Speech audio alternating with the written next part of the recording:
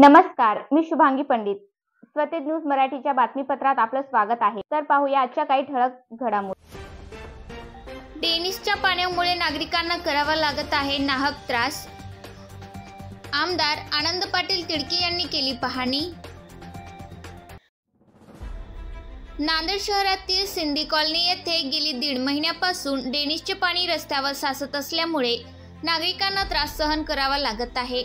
त्याची पाहणी आज आमदार आनंद पाटील तिडके यांनी केली असून लवकरात लवकर पाण्याचा त्रास होणार नाही याची योजना करण्यासाठी अधिकाऱ्यांना आमदार आनंद तिडके पाटील यांनी सूचना दिल्या व येणाऱ्या काळात जिल्हाधिकारी व मनपायुक्त यांच्या उपस्थितीत बैठक लावून हा प्रश्न कायमस्वरूपी सुटावा यासाठी बैठक घेण्यात येणार असल्याचे देखील आमदार महोदयांनी पत्रकारांशी संवाद साधताना सांगितले.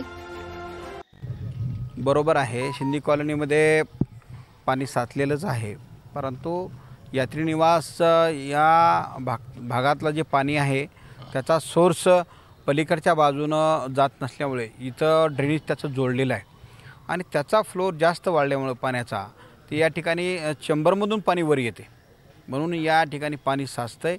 तर आज महानगरपालिकेचे सगळे अधिकारी सगळी यंत्रणा या ठिकाणी आलेली आहे आणि लवकरात लवकर या पाण्याचा फ्लोर काढून देण्याचं काम चालू आहे आणि लवकरात लवकर या पाण्याचा निचरा या ठिकाणाहून होईल आणि नागरिकांना चांगला रस्ता या ठिकाणी दिसणार आहे. परंतु जे काही यात्रीनिवासचं पाणी आहे ते फ्लोर इकडे न येता त्याचं कुठून त्याला बाहेर काढता येईल यासाठी एक कलेक्टर साहेबांच्या अध्यक्षतेखाली, कमिशनर साहेबांच्या अध्यक्षतेखाली एक बैठक त्या ठिकाणी बोलवणार आहे आणि याच्यामधला मुळातूनच हा प्रॉब्लेम निघाला पाहिजे यासाठी पुढच्या काळामध्ये काम करणार आहे.